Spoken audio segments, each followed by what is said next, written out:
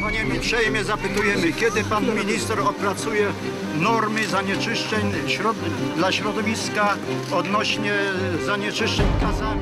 Można wyciągnąć Ustawa antydrogowa powstaje. za 3 lata, tak jak pan Ja powiedziałem, że terminie trzeba. Could you please tell us what are your concerns? Pierwszy problem to jest koncentracja przemysłu szkodliwego dla środowiska, a więc przemysłowe fermy tuczu, zakłady utylizacyjne. Ja chcę czyste powietrze, żeby nie śmierdziało, żeby moja wnusia żyła w czystym powietrzu, zdrowo, tak? Żeby mogła żyć naprawdę zgodnie z przyrodą i żeby nie było korupcji, wszystkiego, tylko nie korupcji.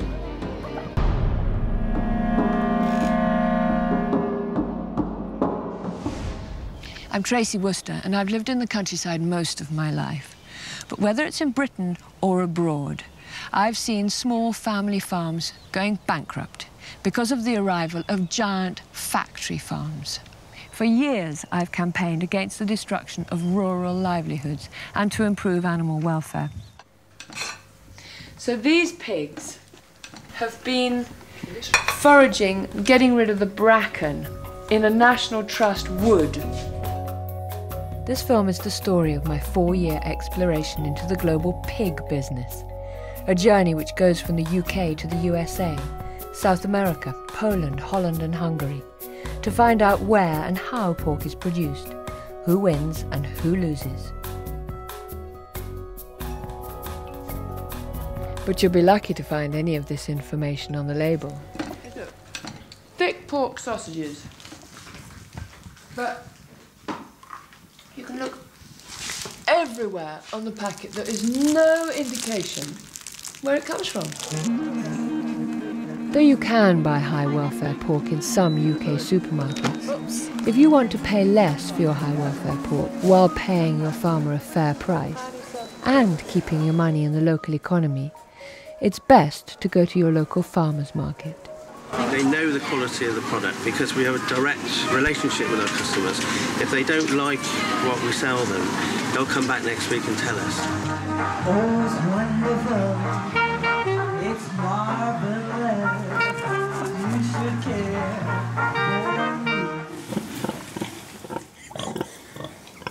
For stallholder Mike King, the secret of producing top-quality pork lies in the humane treatment of his animals. I think pigs, they're such intelligent, sort of inquisitive animals.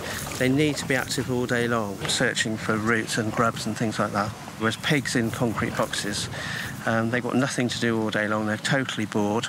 It's one of the reasons why I left that more intensive farming and decided to keep them like this.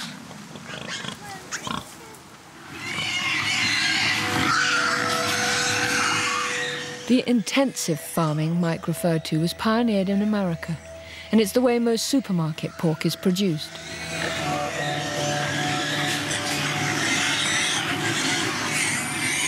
Early in my inquiry, I met up with veteran animal welfare campaigner Tom Garrett, who's opposed intensive livestock production ever since it began.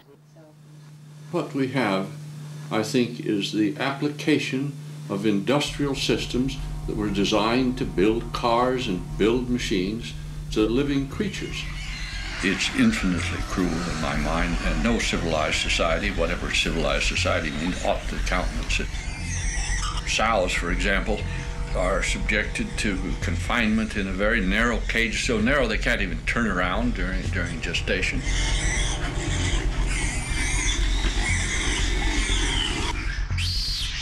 Workers in these installations cease to regard the animals even as alive, I think. They become habituated to cruelty, and eventually they become genuinely brutalized. I believe such cruelty happens when pigs are seen not as animals, but as an industrial raw material. But the more I've looked into industrial farming, the more I've come to believe that it's bad for our food, our health, and the livelihoods of rural communities. America's industrial pig farmers copied the chicken industry by cramming thousands of animals into a confined space. There are sometimes as many as 10,000 pigs in buildings like this, their waste dropping through a slatted floor. It's a I met Rick Dove, former lawyer and Army colonel turned fisherman, who campaigns for clean water in North Carolina, where there are hundreds of factory pig farms. It's the way they get rid of their waste that's really most problematic. The hogs dump their feces and urine on the floor. It goes under the hog house out to a lagoon. I mean, there's no beautiful women in bathing suits by any of these lagoons. But it goes out to the lagoon and then they slop it on the fields. And then it runs off into these drain pipes they have underneath the fields. It runs off into the ditches and it goes right down to our streams, creeks, and rivers. And it's full of nitrogen. It's basically untreated waste. There are 10 million hogs in this small area. And see, those 10 million hogs are producing more fecal waste each and every day than 100 million people. In 2003, when the US government introduced new controls on spraying pig waste, it was estimated that 80% of the farms in the USA at the time were in breach of the new regulations. And in 2004, a scientific study found that many older lagoons in North Carolina were leaking waste and contaminating the water table.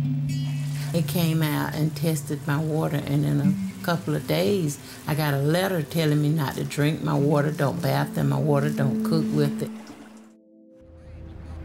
My feeling is if the big industrial producers, gosh, there's a whole bunch of them. I think Smithfield's the largest.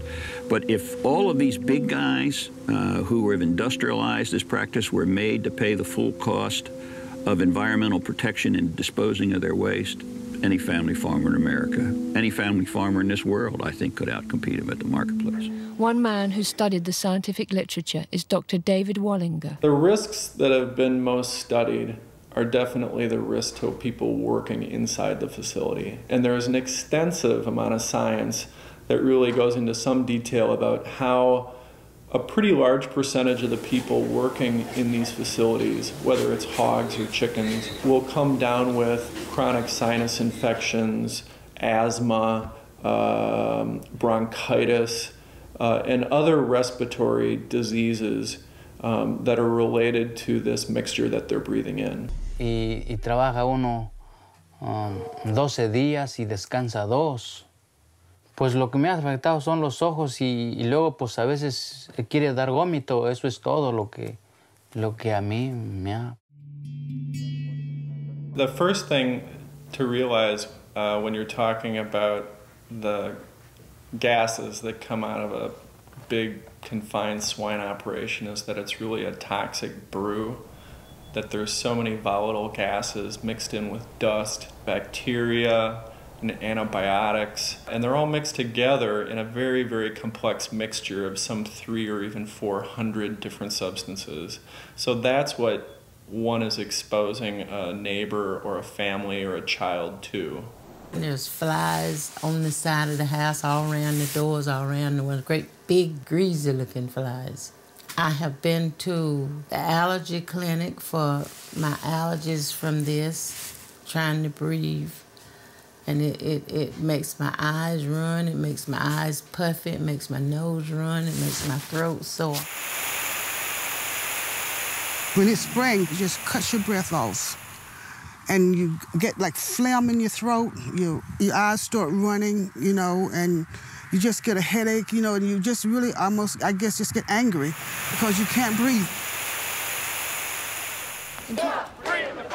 Throughout the 1990s, small farmers in America campaigned against the growth of big farms.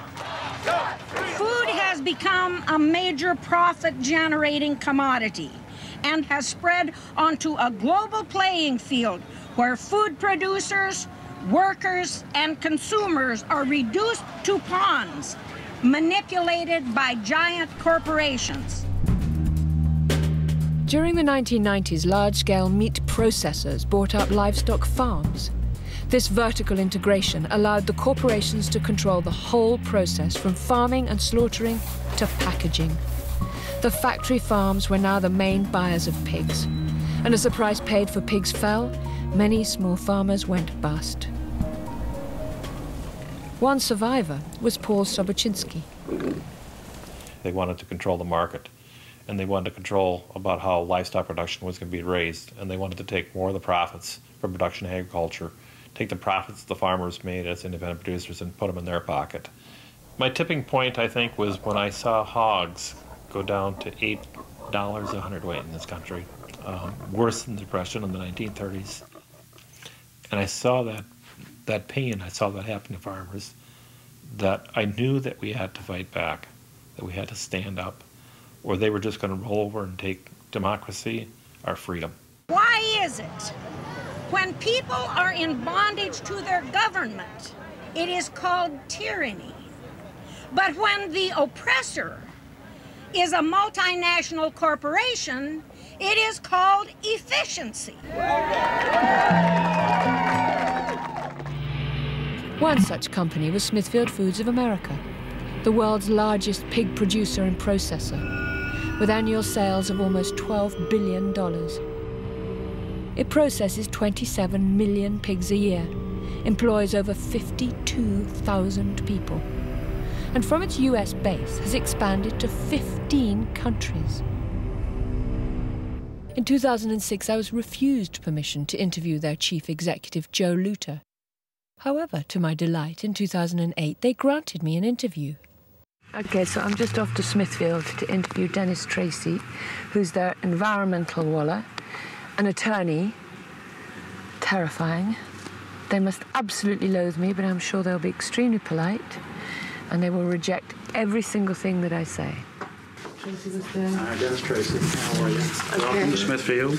I want to say I really appreciate you all coming here and talking to us. I mean, I know that you may not agree with what we do, but we really take pride in what we think we're doing, and I appreciate you giving us the shot to at least talk to you about it. In my experience, people would like to have pork that has had as humane life as possible, from small farmers sustaining rural livelihoods, lively in country economy. I think the common misconception that a lot of folks have is that companies like Smithfield go into our conference room and have a big discussion about how we're going to dominate the market and run people out of business and then sell our wares to the marketplace, and that just isn't so. We are responding to what our customers ask for, which is large quantities of meat products in a very short period of time, and they want it in a particular cut in a particular fashion. You're talking about the retail outlets. That's your customer. Yes, not the consumer. No. I'm talking about the customer, either the grocery store or the restaurant, whoever it may be. Robert Kennedy Jr., nephew of President Kennedy, has sued Smithfield for polluting the rivers and criticized them for monopolistic control over pork production. The destruction of the small farm wasn't casual, it's systematic. It is the intention, it's the way that they make money, it's the design of this industry. Once a company owns both the slaughterhouse and some of the farms, it destroys the capacity of the farmers to organize and to form those cooperatives. And ultimately, it's the end of the independence of farmers, and they're no longer what we call farmers in this country, they're what they call serfs in Europe. They are no longer in control of their own lives, their own economic decisions. There's no local sovereignty. The decisions, all of the critical decisions in their lives are being made by the CEO of a corporation or the managers of a corporation. Smithfield is one of the biggest food companies in America, and like many big companies is a regular contributor to politicians in the states where it operates. You said that you're not trying to interfere with politics, and yet you seem to give a lot of money to politicians who support your position, and they've changed the law to suit the pig industry's position. Political contributions are not common, they are the way of life in American government. It's part of the American system, which is know your representative, make sure your representative knows not only you and your family, but your company and your business, so that as they make decisions, they're aware of the impact of the decisions they're making may have on that company or that community or that person. I think it would be, if you ask any politician here whether they have been purchased by Smithfield Foods, their answer would be no. One of the few members of Congress whose positions are not tainted by the influence of corporate money is Dennis Kucinich. The problem with the American democratic system at the moment is that there's overwhelming corporate influence It influences almost every decision made in Washington. It influences that we have continuing war. It influences that Wall Street has extraordinary sway in Washington. It influences our energy policy, our tax policies. And only a constitutional amendment that would ban private money in public elections would save the country from drifting towards a type of fascism that is being visited upon us by large corporations who want government all to themselves. All of the great political leaders from the beginning of our national history have been warning the American public against the domination by corporate power. Teddy Roosevelt, who was a Republican, said that America would never be destroyed by a foreign enemy, but he warned that our political institutions would be subverted by malefactors of great wealth who would steal them from within. Abraham Lincoln, the greatest Republican in American history, said during the height of the Civil War, I have the South in front of me and I have the bankers behind me. And for my country, I fear the bankers more. And Franklin Roosevelt said during World War II that the domination of government by corporate power is, quote, the essence of fascism.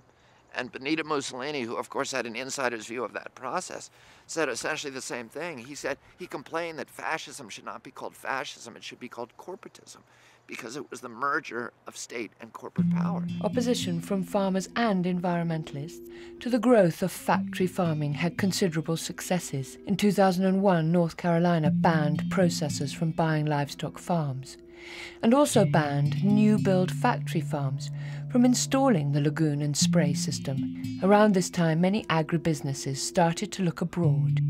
Smithfield turned their attention to countries destined to join the EU, namely Poland and then Romania, where land and former state farms were relatively cheap, labour costs low, and regulations poorly enforced.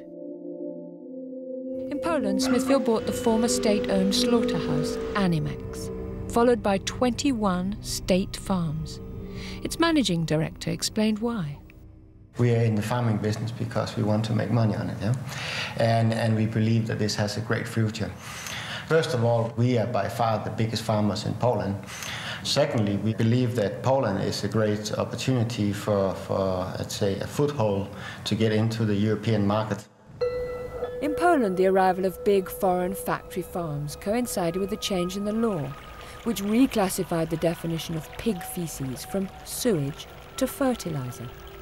This enabled the farms to use spraying techniques like this, common in America. In 2003, Robert Kennedy Jr. went to Poland to warn them of the dangers of the American style of industrial pig farming. I feel the responsibility to come here and warn Poland that they're going to try to get away with something in Poland that people in the United States now recognize is a catastrophe. The arrival of factory farming in Poland was controversial. The Polish Senate's Agricultural and Environmental Committee held a hearing to investigate it. They invited evidence from both Kennedy and from Smithfield. Adopting the Polish system of production to meet these challenges requires capital inputs for the upgrade and modernization of both farms and plants. 20 years ago, there were 27,500 independent hog farmers in the state of North Carolina. Today, they've been completely replaced by 2,200 hog factories, 1,600 of them either owned or operated by Smithfield Foods. Smithfield controls 85% of the hog production in the state. And every factory that's built gets rid of 10 traditional family farmers and replaces those jobs with 2 or 3 minimum wage jobs to workers who work in the plants. We produced in our country more pigs in 1918 than we do today. But there were many farmers sharing in the bounty of that production. These facilities sicken the people who live downwind. Neighbors complain that they can no longer hang their laundry, or sit on their porch during the summertime, or plow their fields without becoming sick. There's now a moratorium on the construction of hog lagoons in the state of North Carolina. So here is a company that is coming to Poland and promising to modernize agriculture in Poland with a system that has been banned in the place where it was invented.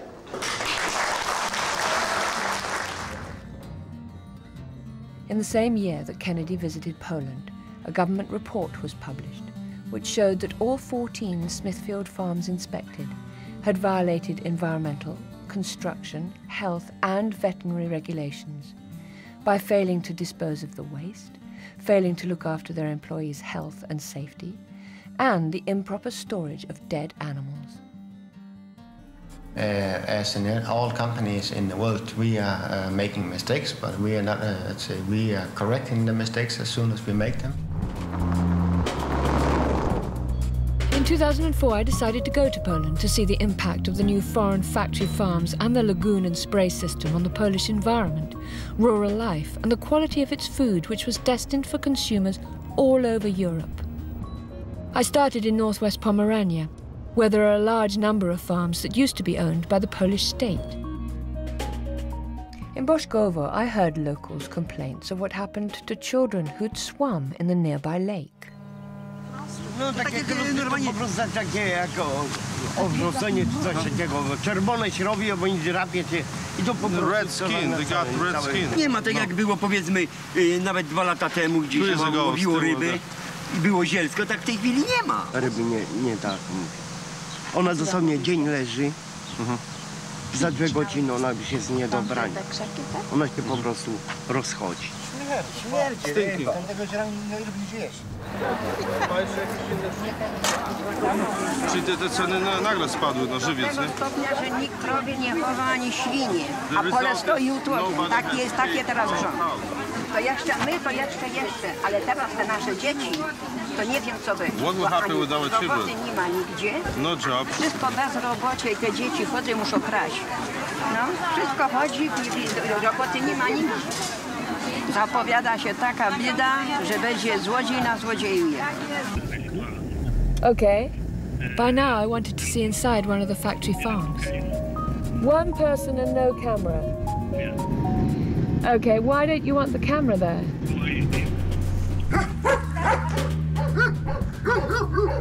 I'd like her to follow and take a picture of the pigs inside the ventilation shaft. You from there, will you? Yeah, quickly before anybody comes. Unable to get an authorised picture of conditions inside any of Smithfield's Polish farms, a broken air vent was an inviting opportunity. The barren, slatted floor prevents the application of straw, and so deprives the pigs of their natural rooting behaviour, and allows the toxic gases from the biodegrading faeces below to sicken the pigs, workers and neighbours. Co Państwa tak interesuje tutaj? I think we should skedaddle. Shall I run with that? Where? Well, we don't want them to take our camera. Let's go. Let's leave. I wasn't allowed to film inside a farm, but I was granted an interview with the Smithfield manager, and I asked him what he thought of complaints from local people of illnesses from the farm's activities. I can understand that smell, but we are not aware about any illness or sicknesses of local people. If this is harmful, probably our employees who work with pigs, they should be dead already. Though I wasn't able to film inside a factory farm, after a tip-off, in 2005 an undercover team from Compassion in World Farming filmed at a Smithfield farm, showing what was in the stinking cesspit they called a lagoon. Is there a bigger stick? Take them out.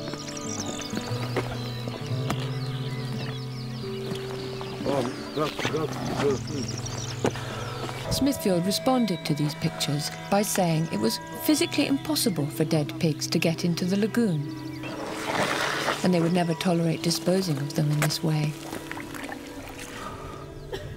And they also claim that local officials, after an investigation, concluded that the pigs found did not come from their farm. Later in the same year, another team from Compassion in World Farming managed to get inside one of Smithfield's farms at the village of Wiskowice.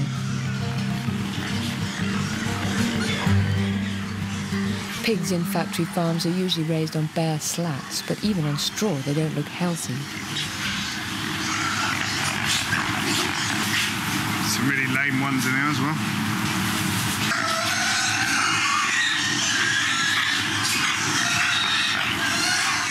I asked Smithfield about these pictures, and they said that their pigs' health and welfare are their top priorities, and their Polish farms either conform to or exceed EU regulations.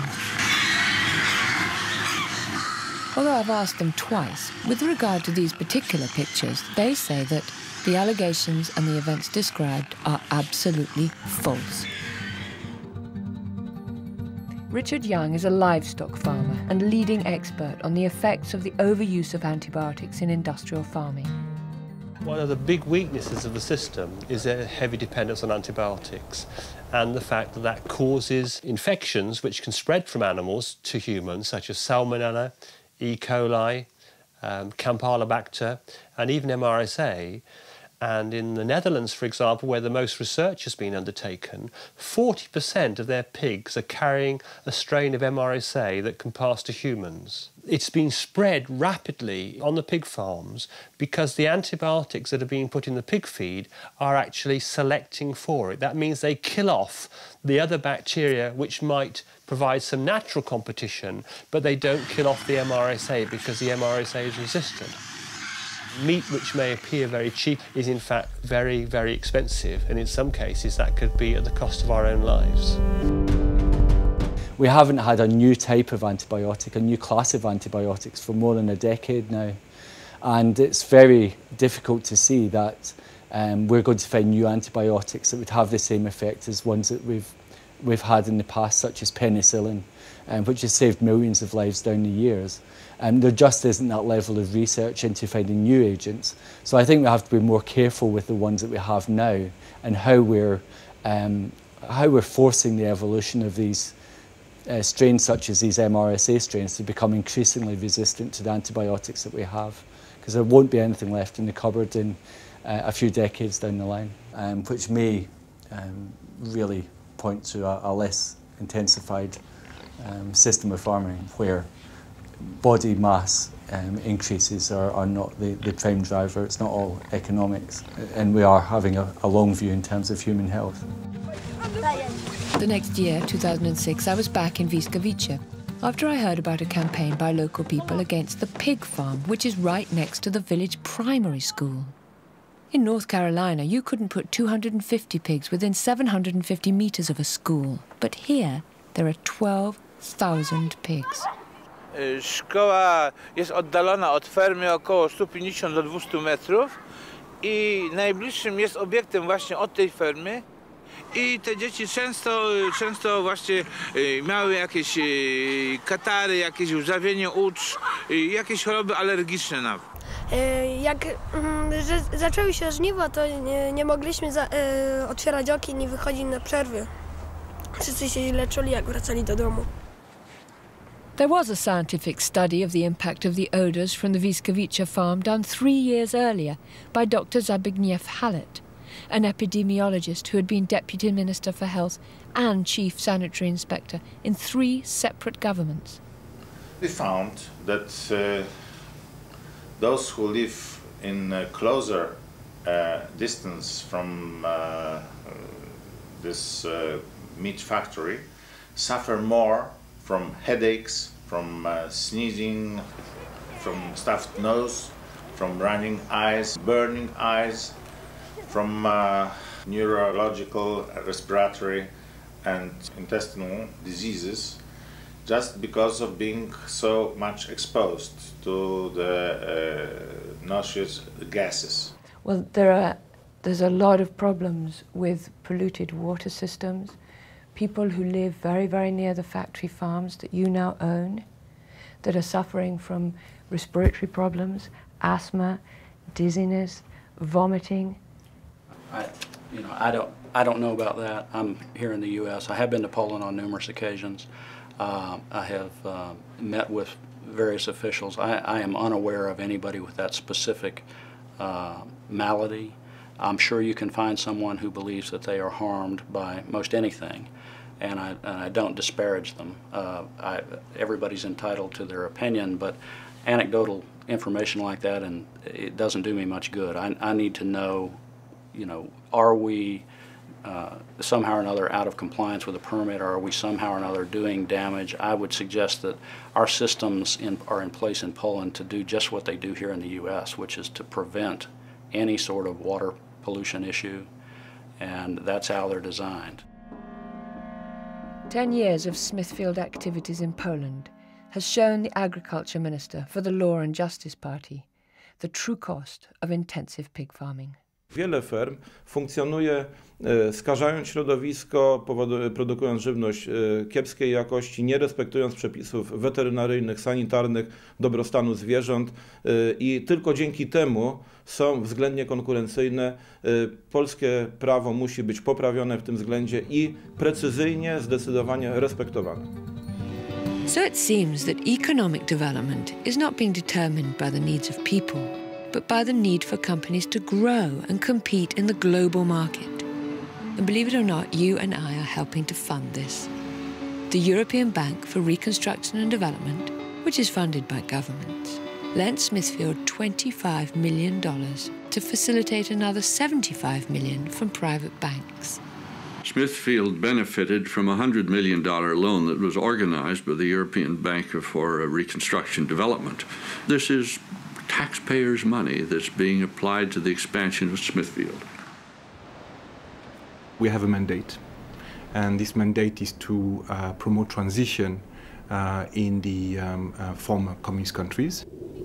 We are not driven only by financial profit, but because we are driven by trying to set the way, basically trying to have a catalyst effect. And in that way, bring along with us then the private banks. The whole mission of the European Bank has been to industrialize Central and Eastern European agriculture, no question about that, and that has the effect of pushing out small farmers and independent farmers, and also the effect of opening it up to take over by foreign corporations. Polish agriculture at the moment is not productive enough. Small farms are too small to be competitive. And this is a fairly successful company that potentially will be able not only to provide products to the consumers in Poland at adequate quality and prices, but also to export from Poland the products to the rest of Europe. So the European Bank for Reconstruction and Development has government officials from 60 countries on its board. So it sets the development pattern. But for who? For you and I, the electorate, the consumer, or for giant corporations and the private banks that invest in them? I moim zdaniem to jest również przejaw pewnej nieuczciwej konkurencji w stosunkach międzynarodowych. Polscy rolnicy produkujący żywność znacznie wyższej jakości, lepsze, mają o wiele większe problemy i trudności z dostępem do łatwych, tanich kredytów na rozwój swoich gospodarstw, czyli tu konkurencja nie jest równoprawna. Śmiem twierdzić, że ta konkurencja jest konkurencją zaburzoną. So this taxpayer-funded restructuring and modernization effectively means the end to family farming, which produces good animal husbandry, good quality food, satisfying work, and protects the environment. Górę i potem tu w tym śrutowniku się mieszalnika i jest swoja pasza, nie? To znaczy śruty, pszenicy, żyta, zmieszanych różnych. Potem się dodaje czy ziemniaki, czy zielone. W zależności od pory roku, co wytworzymy na tym gospodarstwie. To są naturalny sposób karmienia świń.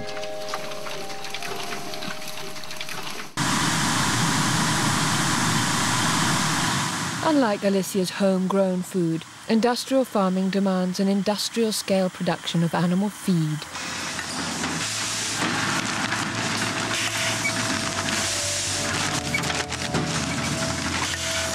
You have to be competitive, and I don't think you can really be competitive on a small farm producing your local feed in a way your grandfather has been doing, and still being able to produce it in a competitive way to the big companies like ours.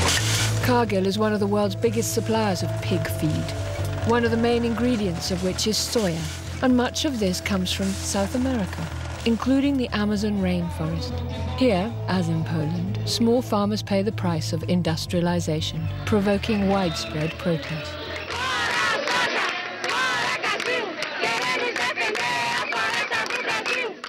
Isso dá uma tristeza muito grande na gente, por saber que tudo aquilo que a gente gosta de conviver, para dizer até amar é uma palavra muito mais profunda, né? Mas que a gente gosta de conviver está sendo destruído, menos para ajudar um outro povo, mais para dar comida para bicho. Que este povo ele seja solidário a nós e que dê um basta nesse consumo dos produtos que são oriundos da Amazônia, principalmente soja. In 2006, following pressure from their customers in Europe and Greenpeace, Cargill and other key traders agreed not to purchase soya from newly deforested areas in the Amazon. But there's still over 1 million hectares of soya grown in the Amazon, depriving local people of land and exposing animal and plant life to pesticides. Back in Poland in 2006, at a conference to discuss sustainable economic development in the EU, I found villagers demonstrating against the health and social impacts of factory farming. Inside, I heard, yet again, about the thinking behind the shift from local communities to global economies. What is going to happen in rural areas in Poland, I can tell you that. There is the area of reforming the agricultural activities. And then there is the issue of what do we do with the people that eventually are being set free, because agriculture is getting more productive and people will not be able to work there anymore. So what we are trying to do is to develop alternative activities to help the rural areas to become, well, I'm not saying competitive, but to become economically viable. Będą satysfakcję na rolnictwie robić. Tylko to jest, że tak nie ma opłacalności, nie? A te hale stoją. Zobacz, te hale stoją. Widzisz tutaj, nie? To co oni tam robią? They're making parts for cars. Wow, I suppose that's development. Come on, boys, get off the land and get a job making car parts. The foreign retailers came to Poland in the early 90s and provided a growing market for industrially produced pork. Outside one supermarket, a disgruntled customer told me what he thought. Nic w smaku. Tak jakby wszystko było na czymś robione. Stacje te chemikalia. Here in Poland, that people prefer meat from such a small farms. People know that I have to apologize for the word that I will use, but people knows that the meat from pig factories is bullshit. It's horrible what's Prima doing, because it's abnormal. A local pig farmer explained how powerless he felt after the invasion of industrial agriculture. My nie mamy żadnego wpływu na to, że ta firma nam szkodzi. Nawet na dobrą sprawę nie mamy gdzie się poskarżyć, że ta firma robi nam krzywdę. No, a to wynika tylko z tego, że ta firma jest duża, że jest ogromna. Gdyby ona była mniejsza, pewnie jej wpływy byłyby mniejsze. Właśnie to bardzo dobrze to powiedział. To jest ta ogromna korporacja, która gdzieś tam przyjechała. Dla nas to jest dosłownie, to jest inwazja. No. To jest pająk, który siedzi na całej kuli ziemskiej. Widać, w jaki sposób, czym jest ta globalizacja. To jest coś ogromnego, które wysysa soki z tej ziemi, z ludzi. To jest taki ogromny pająk, pasożyt taki, który żeruje tutaj na nas. In 2008, Polish farmers were on the streets again. Będziemy żądali zamknięcia tych dużych ferm w Polsce, no i tego dzikiego importu. Oczywiście dzisiaj największym problemem w produkcji trzody chlewnej jest największa korporacja na świecie, jaką jest Smithfield Woods, który przejął polski Animex w roku 99. 30% niżej cen kosztów produkcji dostajemy teraz. Czyli dokładamy z własnych kieszeni, żeby sprzedać, żeby utrzymać nasze rodziny, to musimy, nie wiem skąd, teraz musimy chyba jechać do Anglii albo do Irlandii zarabiać, wszystko pozamykać. Nie wiem, czy pójdę na emeryturę, czy się powieszę, czy co zrobię, czy wyjadę. UK pig farmers were also demonstrating against unfair competition from cheap imports. We already know in this country we've lost 40% of the herd in the last 10 years. And I think if this continues and we don't get support, particularly from the supermarkets, then we're going to see another drop of equal proportions, maybe more. As our production's gone down, imports have gone up. And we know from all the work that we've done that 70% of those imports would be illegal to produce in the UK on the grounds of animal welfare. Henk Hobbelink has received an alternative Nobel Prize for his work to support small-scale farming and biodiversity-based food systems across the world.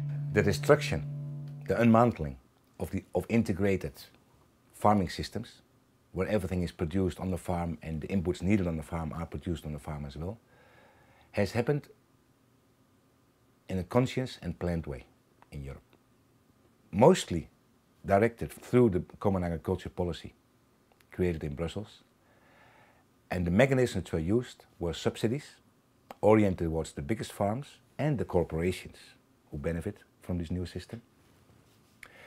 And through the destruction and the undermining the destruction of peasantry or small farming systems in Europe.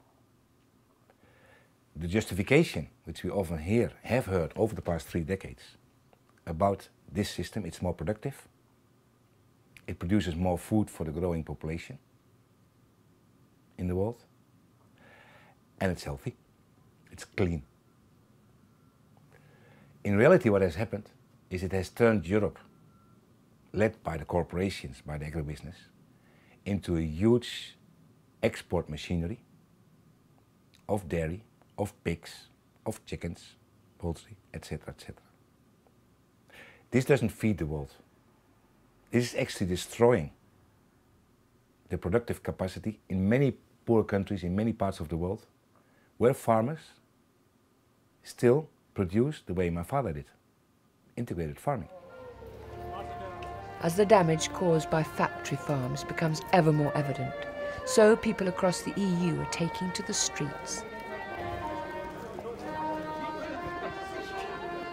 Yes, these are files of lots of people who have done demonstrations, etc., reactions to their governments, and we are collecting the files and bringing them to the national government to make clear what moves us. Dat blijkt ook uit diverse opinieonderzoeken die er dit jaar gehouden zijn. Vorige maand is er een gepubliceerd die gemaakt is op verzoek van het Rijk. Begin dit jaar heeft Milieudefensie een onderzoek laten doen en uit beide opiniepeilingen blijkt dat de meerderheid van de Nederlandse bevolking geen veefabrieken wil. En de burgers het nakijken hebben, betekent dat er nu een groot stal gebouwd wordt op slechts 50 meter van mijn huis. Nou ja, dan heb ik het gevoel dat ik in die varkensstal leef. Naast het feit van die antibiotica is het ook erg slecht voor de leefomgeving, want het stinkt bij ons wekelijks elke nacht. De ene nacht meer dan de andere nacht, maar vannacht ben ik weer 1,5 uur wakker geweest en rondgelopen met deodorant om maar te proberen die lucht te verspreiden zodat ik weer kan slapen.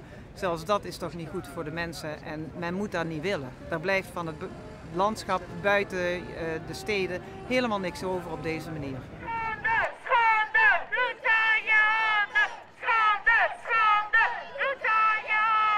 Mega farms are getting increasingly unpopular in Holland. As you can see at this protest, people don't want them anymore. They're too big, they cause too much animal suffering and too much damage to the environment.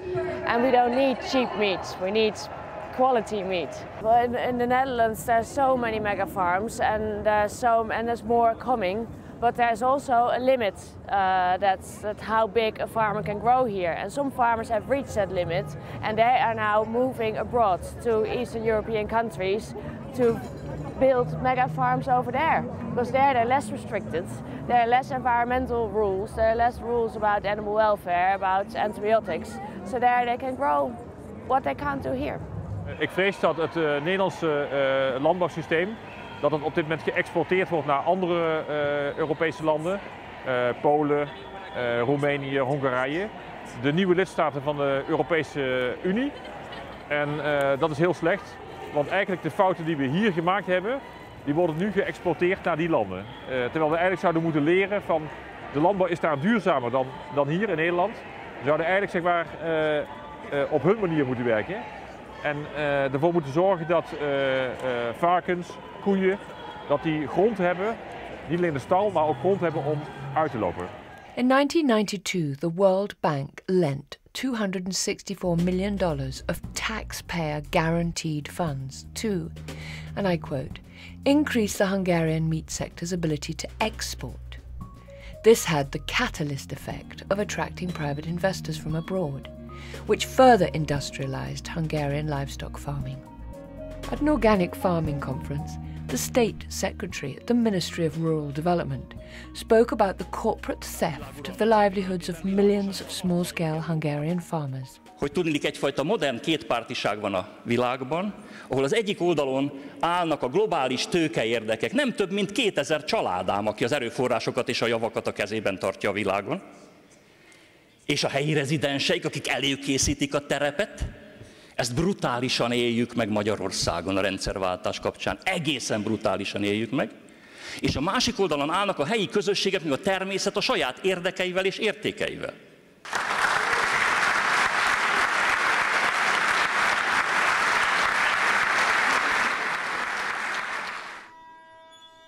The industrialization of pig farms continues to be funded by the EU Rural Development Fund, with, for example, in 2010, €400,000 subsidy going to this privately owned Dutch farm in Konya, in Northern Hungary.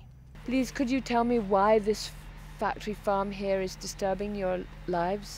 Aljas módon becsaptak minket, megkárosítottak minket, és ne engedjék azt, hogy a saját tulajdonuk, a saját lakóhelyüket közelébe ilyen telep épüljön, mert amikor az ember dolgozik, elfárad, és szeretne kicsit a saját kis otthonába, zugába megpihenni, mi ezt nem tudjuk, mert nem lehet. Csukott ajtónál meg tudom tenni, sokszor az ablakot sem tudom kinyitni, hiába olyan meleg van oda bent, és szeretném kinyitni az ablakot, de nem tudom, mert kint jön a bűz.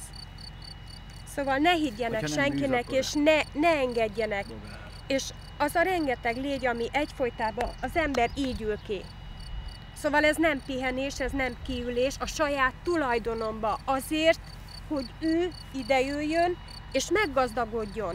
És azt, hogy hány sertés van, soha többé nem látja senki a telepön, mert azóta senki nem teheti be a lábát. Tehát a tájékoztató óta ott a kapunál, azért nem akarok háborút, hogy közelebb megyünk, mert mindenért szólnak, mert most már ők az urak a mi területünkön.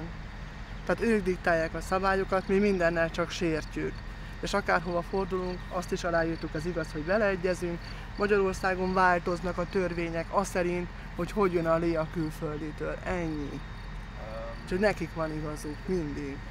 Nem? Azért mondom, ami törvény volt, hogy nem lehet ennyire, az attól, hogy beleegyeztem, vagy mindentől megváltozik, mindegy. Tehát a külföldi befektető sokkal előrébb való, mint a magyar állampolgár a saját földjén. Az ilyen típusú beruházások, ezek az iparszerű nagy állattartó telepek, ezeknek semmi közük a vidék fejlesztéséhez. Hát nem csak környezeti problémáik vannak, hanem az ilyen típusú fejlesztések nem adnak munkát az embereknek a környezetükben. Az extra profit ígérete ezekben a beruházásokban épp abban van, hogy a haszon az a befektetőnél van, de az összes társadalmi kára a dolognak, a költségei, úgynevezett externáliái, külső költsége, úgy mondja, az a társadalomra kiterített. Az egészségügyi, foglalkoztatási, környezeti, szociális problémákat nem az viseli, aki a hasznot megszerzi, a befektető. Ez a gazdasági gyarmatosításnak a lényeg egyébként. Thanks to local opposition, construction works on another Dutch factory farm near Konya has been stopped by the local authorities, with only a fraction of the intended number of pigs in production. We were not even given the chance to discuss this, to have an opinion on it, and to approve or to get into it or share it. So by the time we got the knowledge that this is gonna be a gigantic pig farm with more than 8,000 sows and nearly 240,000 of squealers, which is, I think, a huge number, Basically, we realized that we should protect our environment and we should protect our local farmers also and the local citizens. So how do you think you could possibly stop this investment? Well, I think our only way to stop this investment is from the local farmer side is that we don't cooperate with the investor because they wanted to use our land to put out their liquid manure that they produce in this factory. Of course, we said no. Then we were immediately threatened by the investor that they will start to buy up the lands from the local farmers here. And of course, this is why we are concerned, because currently in Hungary we have a law that bans all the investors from buying up the lands, because only the local citizens and local farmers can buy the land. But this law will go out in 3 years' time according to EU regulations, and then everybody will be free to buy up the land. Igen, a földvásárlási moratóriumot 3 évvel meghosszabbítottuk. Most járt volna le május 1-én Magyarországon a külföldiek és a társaságok földvásárlási moratóriuma. Ez persze nem oldja meg a problémát, ez időt ad viszont arra, hogy kidolgozzuk azokat a föltételeket, amelyekkel meg fogjuk védeni a magyar földet a spekulációtól. A neighbouring farmer told me why he was refusing to allow the pig factory waste to be spread on his land. Azért kell megakadályozni először is, mert olyan mérhetetlenül nagy tömegbe tartják az állatot, és olyan súlygyarapodást követelnek meg a teleptől, ami csak, fogalmazunk úgy, hogy túlzott antibiotikum kezeléssel oldható meg, és ezek ugye nehezen bomlanak le, és megjelennek a hígtrágyába, és elmennek a földbe, és nem tudjuk, beláthatatlan következni. A másik, ahhoz, hogy 2,2-es kocaforgót tudjanak tartani, 18 vagy 21 napra le kell választani a malacot. Na most, ha tejlázra nem búg a koca, akkor női hormonokkal kell kezelni, hogy tudják tartani a 2,2-es kocaforgót. Most tudjuk, hogy a női hormonok, akár az antibébi egyebek megjelennek a vízbe és megjelennek a földbe, meg fognak jelenni időkérdése a növényekbe, és beláthatatlan következményei lehetnek. A harmadik dolog, nem kontrollálható, mivel ő saját maga, vagy az ő megbízottja szórja ki a hígtrágyát, nem kontrollálható exakt módon, és utólag már csak a kárt fogjuk érzékelni. A local resident explained how much the community will suffer if this project goes ahead. Képzeljük azt el, hogy ez a gazdaság 18 ember foglalkoztatásával fog megtermelni kb. 150 000 sertést egy évbe. Hogyha ezt 100 sertést előállító kis gazdaságokra vetítjük át, akkor az számításaink szerint olyan 1400 család megélhetését biztosítaná. Ez az 1400 család most el fog esni ettől a munkától, és a megtermelt hús minősége is rosszabb lesz, mintha ezt egy kis gazdaság termelné meg. Ez egy nagy probléma. A másik jelentős probléma a beszállítói kör. A tulajdonos kinyilvánította azt, hogy neki eszeje ágába sincs ezeket a sertéseket, az itt megtermelt sertéseket Magyarországon eladni, erre Szlovéniával van szerződése, tehát ez a 140 000 sertés, ez Szlovéniába távozna. Tehát tulajdonképpen Magyarországon csak a bűz, a trágya maradna. A kiuttatott hígtrágya a földekre kikerülve veszélyezteti ezt a vízbázist, ami itt alattunk is van. Itt alattunk egy olyan nagy vízbázis van, hogy 200 000 ember ivóvíz készletét hivatott biztosítani. Ugye a környezetvédelem már ismeri ezt a fogalmat, amikor azt mondja, hogy a szennyező fizet. Tehát aki a társadalomra terheket tesz, az elhárítás költségeit, ezeket nevezzük externáliáknak, azt neki kell fizetnie. Tehát vagy megvont támogatásokkal, vagy kivetett adókkal, adók formájában vissza kell szedjük azt a pénzt, amit arra fordítunk, hogy az általa okozott károkat helyreállítsuk. És mindjárt nem lesz versenyképes az, ami így versenyképesnek látszik. At the beginning of the 90s, we had more than 10 million pigs in Hungary. Nowadays we only have 3 million. This 10 million was coming mainly from the local citizens had 1 or 2, maybe 3 pigs around the household. Everybody has a small building at the backyard. What we could do here is that we could have even 500 pigs in on this farm.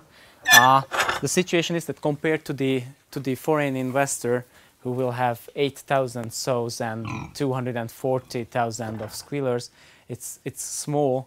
But still, we think that with more than 500 pigs, we could support the local market. Everything would stay local, even the investment, even the benefit from the investment. And compared to the huge investment at Környe, for sure that this scale of production is for global investment and for global money. It's not for the local area, that's for sure. What you are going to see in this small part is that two special traditional Hungarian breed of pigs. It's called Mongolica in Hungarian, and it's a pretty fat one. They're pretty similar for the wild animals, so you can keep them outside also. On the outskirts of the village of Ulengia, another Dutch pig company, Holland, has plans to build a mega pig farm. A £3.5 million subsidy from the EU, earmarked for the project, was withdrawn when the local residents succeeded in getting the building permit refused. Gyakorlatilag két lakossági fórum is volt a sertéstelep ügyében, és mind a két lakossági fórumnak a vége az lett, hogy a Ulengia település lakossága egyértelműen a sertéstelep megépítése ellen volt. Innentől kezdve akár a polgármesternek, akár a képviselőtestületnek nem volt más feladata, mint hogy minden áron megakadályozza ezt a sertéstelepet. Az egységes környezethasználati engedély visszavonásához pedig nem kellett más, mint hogy az ő általuk benyújtott hígtrágya befogadó helyeket visszavonassuk az adott nyilatkozatot tevő gazdával. A vendéglátást ugye itt a faluban próbálják fejleszteni. Ezt egy olyan területen, ahova éppen kihelyezik a hígtrágyát, azért nehéz lenne elképzelni. Viszonylag minimalizálni lehet a környezeti károsodásokat, de itt azt hiszem, hogy erről azért szó sincs. Lehet, hogy ott zárt a rendszer, de amíg kihelyezik a trágyát, ami bekerülhet az ivóvízbe, és ami bekerülhet vele a hormonok, esetlegesen antibiotikumok, bármi, az nekem nem kell. Itt tiszta a víz. Maradjon is ilyen. Along with the banks and corporations, foreign-owned supermarkets, in their search for the very cheapest pork, are driving the industrialization of pig farming. We as consumers can influence farming practices by only buying high-welfare pork, but you'd rarely find this in a supermarket, although the labels try to tell you otherwise.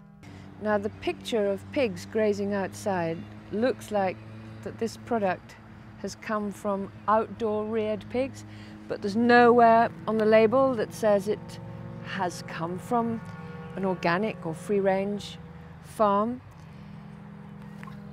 So I presume it's come from a factory farm. Misleading?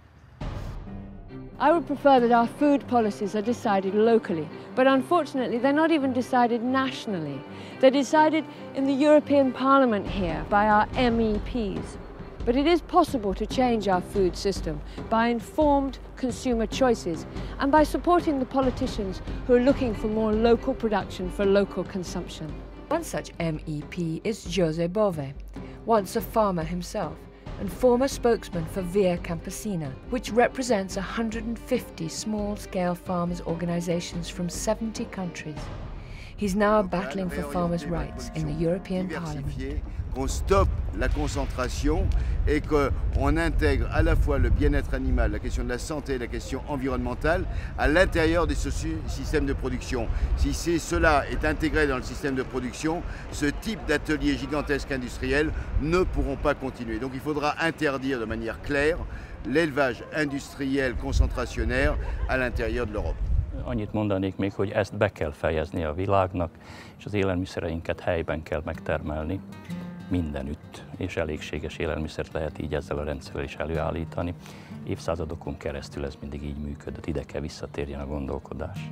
A világ számára az egyedüli megoldásnak az látszik, hogyha az élelmiszereket, az alapvető élelmiszereket kivesszük az áruk szabad áramlása kategóriájából, és az élelmiszer önrendelkezés lehetőségét vezetjük be a nemzetek számára. In exasperation, Professor Angian recently resigned from government because banks and agri-industry lobbyists were undermining policies which would have protected small farms and rural communities. So it's up to us, consumers, to keep money in the local economy by buying food from traditional small-scale farmers at farmers' markets like this one in Budapest. A sertéseket a részben orban tartjuk, zárt betonorban, a mangalicákat pedig szabadon bekerített részben. Hát magasabb minőségű nyilván, mivel a szupermarketben nem pácolják, nem pörzsölik, ott ilyen gyors pácos, gyors füstös van, ez pedig teljesen rendesen pácolt és házilag füstölt. Igen, a szüleim és a feleségemmel együtt csináljuk ezt a gazdaságot. Én szerintem lényegesen magasabb a hús minősége, mint a szupermarketben vásárolt hús, mivel hogy itt az állatokat nem 4 hónap alatt nagyüzemileg állítjuk elő, hanem 8-9 hónap alatt hízlaljuk fel, és nem kapnak semmiféle mesterséges anyagot. Őstermelők vagyunk is, háztáji kukoricát kapunk, és akkor abból egy 3-4 darabot fölnevelünk, nem olyan sokat. Kipróbálják, finom ízik neki, és visszajönnek. You can bring an end to factory farming by demanding that supermarket pork has labels that describe how the pig was raised. Meanwhile, go to your farmer's market, where the farmer will tell you where and how the pork was produced. Ask restaurants, sandwich bars and canteens to provide high welfare pork. To avoid diseases from overconsumption of meat like obesity, heart disease, diabetes and cancer, eat less but better quality meat. Lobby your politician too. Introduce mandatory country of origin and method of production labelling. Enforce welfare legislation. Restrict the overuse of antibiotics. Source high welfare pork for public bodies.